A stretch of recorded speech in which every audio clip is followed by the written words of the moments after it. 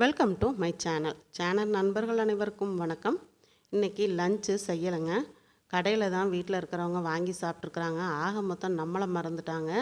அவங்க மாத்திரம் சிக்கன் பிரியாணி வாங்கி சாப்பிட்டு எல்லாத்துலேயும் கொஞ்சம் கொஞ்சம் மிச்சம் எடுத்து வச்சுருக்காங்க. நம்ம நான்வெஜ்ஜு சாப்பிடாது ஆல்ரெடி மறந்து நமக்கு வெஜ்ஜும் வாங்கி வைக்கலைங்க. அதனாலும் பரவாயில்ல, சரி ஓகே, நம்ம நைட்டுக்கு வெங்காய சட்னி செஞ்சு சாப்பிட்லான்ட்டு தான். கூடவே பார்த்திங்கன்னா நான் இன்றைக்கி எங்கே போனேன் அப்படின்னா, இந்த பாலக்காட்டில் இருக்கக்கூடிய டிஸ்ட்ரிக்ட் ஆயுர்வேதா ஹாஸ்பிட்டல் தாங்க போனேன். கால் வலி ரொம்ப ஜாஸ்தியாகிடுச்சு. என்னால் நின்று இன்றைக்கி சமைக்கக்கூட முடியலை. அங்கே போய் செக் பண்ணிவிட்டு இந்த கஷாய பொடி கொடுத்தாங்க. காலையிலையும் நைட்டும் சாப்பாட்டுக்கு முன்னாடி நல்லா கொதிக்க வச்சு இந்த கஷாயம் குடிக்க சொல்லி இந்த பொடி கொடுத்துருக்காங்க 10 நாளைக்கு. கூடவே அந்த கவர்மெண்ட் ஹாஸ்பிட்டல் தாங்க அது. அங்கே இந்த மாத்திரை கொடுத்தாங்க. இதுவும் சாப்பாட்டுக்கு முன்னாடி காலையில் ஒன்று நைட் ஒன்று போட சொல்லியிருக்கிறாங்க. வெளியில் ஒரு மாத்திரை எழுதி கொடுத்தாங்கங்க. இந்த 4 அட்டை மாத்திரை 750 ரூபா. நான் போகும்போது பணம் கொண்டுட்டு போகலை. ஃபிசியோதெரப்பி மட்டும் போனதுனால ஃபிசியோதெரப்பிக்கு மட்டும் பணம் கொண்டு போனேன். அங்கேருந்து அப்புறம் என் பையனுக்கு ஃபோன் பண்ணோன்னே அவன் ஜிபே பண்ணி விட்டான். இந்த எண்ணெய் சூடு பண்ணி காலையிலையும் நைட்டும் அந்த முட்டியில் தேய்க்க சொல்லியிருக்கிறாங்க. ஒரு கால் மட்டும் நல்ல வீக்கமாக இருந்துச்சு. அப்புறம் ஹாஸ்பிட்டலில் பார்த்துட்டு அப்படியே நடந்துட்டு இருக்கும்போது கேரளாவில் பார்த்திங்கன்னா காய் 10 காய் 50 ரூபான்னு கொடுத்தாங்க. எனக்கே தலை சுற்றிடுச்சு. எனது 10 காய் 50 ரூபாயா? எல்லாமே அரை கிலோ இருந்துச்சுங்க. பொடலங்காய், பீக்கங்காய், வெண்டைக்காய், முருங்கைக்காய், வாழைக்காய், சௌசௌ, வெள்ளரிக்காய், பீன்ஸு, தட்டைப்பயிறு, இதெல்லாம் சேர்ந்து பச்சை மிளகாயும் கொஞ்சம் இருந்துச்சுங்க. இவ்வளவு சேர்ந்து உங்களுக்கு 50 ரூபானா நம்ப முடியுதா? ஆனால் 50 ரூபாய்க்கு வாங்கிட்டு வந்தாங்க இந்த காய். சரி ஓகே, நமக்கு ரொம்ப பசி ஆகிடுச்சு. வீட்டில் ஏதாவது இருக்கும்னு நினச்சி ஏமாந்தது தான் மிச்சமாகி போச்சு. ஆக மொத்தம் சரி வெங்காயத்தை நறுக்கு அப்படின்னு நறுக்கிட்டு படான்னு வெங்காய சட்னி வதக்கிறதுக்கு ரெடி பண்ணிட்டேங்க. அடுப்பில் ஒரு கடாய் வச்சுட்டு 2 ஸ்பூன் அளவுக்கு ஆயில் விட்டுட்டு ஒரு 10-12 வரமிளகாயை சேர்த்தாச்சு. ஒரு 3 பல் பூண்டு சேர்த்தாச்சுங்க. கூடவே கருவேப்பிலை கொஞ்சம் சேர்த்துட்டு ஒரு 5 பெரிய வெங்காயத்தை நீளமாக நறுக்கி அதையும் வதக்கிடலாம் அப்படின்னு சொல்லி சேர்த்தாச்சுங்க.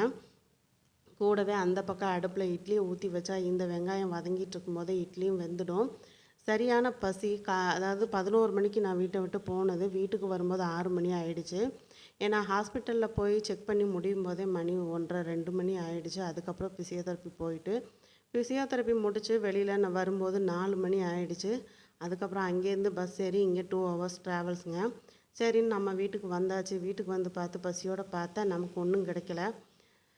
சரி பரவாயில்லன்னு ஒரு டீயை வச்சு குடிச்சிட்டு சட்னி அரைக்கிறதுக்கு ஆரம்பிச்சிட்டாங்க. தக்காளி ஒரு சின்ன தக்காளி மட்டும் சேர்த்துருந்ததுனால ஒரு சின்ன துண்டு புளியும் சேர்த்து நல்ல வெங்காயத்தை வதக்கிடலாம். மீடியம் ஃப்ளேமில் வச்சு வெங்காயத்தை வதக்கி விடுங்க. அப்போ நல்லா ஒன்று போல் வதங்கி வரும். லைட்டாக இது எப்படி இருக்கும் அப்படின்னா, லைட்டாக ஒரு இனிப்புத்தன்மை வரும். வெங்காயம் வதங்க உங்களுக்கு கொஞ்சம் இனிப்புத்தன்மை வரும். ஆனால் சட்னி சூப்பராக இருக்குங்க. சுட சுட இட்லியோடு வச்சு சாப்பிட்றதுக்கு ரொம்ப நல்லாயிருக்கும். கொஞ்சமாக புதினா இலையும் மல்லி இலையும் கழுவி சேர்த்துட்டு அதையும் சேர்த்து நல்லா வதக்கி விட்டுருங்க. மீடியம் ஃப்ளேமில் வச்சு வதக்கி விட்டீங்க அப்படின்னா நல்லா ஒன்று போல் வதங்கி வந்துடும். இந்த சட்னி மறுநாள் கூட உங்களுக்கு கெட்டு போகாது. ரொம்ப சூப்பராக இருக்கும். ஏன்னா புளி சேர்த்துருக்கிறதுனால உங்களுக்கு கெட்டு போகாது. லைட்டாக ஒரு சின்ன தக்காளி தான் சேர்த்துருக்குறேன். அது சேர்த்தோம் அப்படின்னா அந்த தனி வெங்காயம் பிடிக்காதவங்களுக்கு அந்த லைட்டாக ஒரு தக்காளியோட ஃப்ளேவர் வரும்போது ஓகேன்னு சாப்பிடுவாங்க. எங்கள் வீட்டில் இந்த தனியாக வெங்காயம் சேர்த்து வதக்கி நம்ம சட்னி செஞ்சோம் அப்படின்னா பிள்ளைங்களுக்கு பிடிக்காது. அதனால தான் குட்டியோண்டு ஒரு தக்காளியை சேர்த்தேன். ஆக மொத்தம் அவங்களுக்கெல்லாம் நம்ம பார்த்து சமையல் பண்ணால் நம்மளை ஒரு நாளைக்கு வெளியே போனால் மறந்துட்டாங்க. சரி பரவாயில்ல. இப்போ சட்னி நல்லா ஆறிடுச்சு. நல்லா ஆறினதுக்கப்புறம் இப்படி மிக்ஸி ஜாரில் 2 தடவையாக சேர்த்து நல்லா நைஸாக அரைச்சி எடுத்துக்கலாம். தண்ணி சேர்க்காமல் அரைச்சிக்கோங்க. வெங்காயத்தில் தண்ணி விட்டு வரும். அதனால நீங்கள் தண்ணி முதல்ல சேர்த்துட்டிங்க அப்படின்னா ரொம்ப ஒரு மாதிரி அரைப்படும் போது ரொம்ப சலச்சலன்னு ஆகுங்க. நல்லா இப்போ சட்னிக்கு 2 தடவை மிக்ஸி ஜாரில் போட்டு அரைச்சாச்சு. ஒரு தாளிப்பு கொடுத்துட்டோம் அப்படின்னா இன்னுமே டேஸ்ட்டாக இருக்கும். தாளிப்பு கரண்டியில் ஒரு 2 ஸ்பூன் ஆயில் விட்டுக்கலாம். 1லேருந்து 2 ஸ்பூன் கூட விட்டுக்கலாம். ஆயில் நல்லா சூடாகட்டும். அதுக்கு நம்ம கடுகு சேர்க்குறதுக்கு முன்னாடி 1 ஸ்பூன் அளவுக்கு கடலைப்பருப்பு சேர்த்துடலாம். கடலைப்பருப்பு சேர்த்துட்டு கடுகு பொரியும் போது கடலைப்பருப்பு ஒன்று போல் செவந்து வந்துடும். சப்போஸ் நம்ம கடுகு முதல்ல சேர்த்து அது பொரியறதுக்குள்ளார நம்ம கடலைப்பருப்பு சேர்த்தோம் அப்படின்னா கடலைப்பருப்பு செவந்து வராது. கடுகு நல்லா வெடித்து கரிஞ்சு போயிடும். அதனால தான் நம்ம முதல்ல கடலைப்பருப்பை சேர்த்துட்டு அதுக்கப்புறம் நம்ம கையோட கடுகு சேர்த்தோம் அப்படின்னா கடுகு பொரிஞ்சு கருவேப்பிலையும் பொரிஞ்சு வரும்போது நல்லா கடலைப்பருப்பு செவந்து வந்துடுங்க. இந்த மாதிரி தாளிப்பு கொடுத்து பாருங்கள், ரொம்ப சூப்பராக இருக்கும். இப்போ சட்னியில் கொட்டியாச்சு. இப்போ நல்லா ஒன்று போல் கலந்துட்டு அந்த பக்கம் இட்லியும் வந்துருச்சுங்க. எனக்கு சரியான பசி. 2 இட்லி எடுத்து வச்சுட்டு சட்னி எடுத்து வச்சு பக்கத்துலேயே எனக்கு கான் மிச்சர்னால் ரொம்ப பிடிக்கும். கொஞ்சமாக கான் மிச்சரும் வச்சு சாப்பிட தொடங்கிட்டேங்க. உங்களுக்கு இந்த ரெசிபி பிடிச்சிருந்துன்னா நண்பர்களுக்கு ஷேர் பண்ணுங்கள். மறக்காமல் லைக் பண்ணுங்கள். வீடியோ பற்றின கருத்துக்களை கமெண்ட் பாக்ஸில் சொல்ல மறக்காதீங்க. தொடர்ந்து நம்ம சேனலுக்கு சப்போர்ட் பண்ணி சப்ஸ்கிரைப் பண்ணுங்கள்.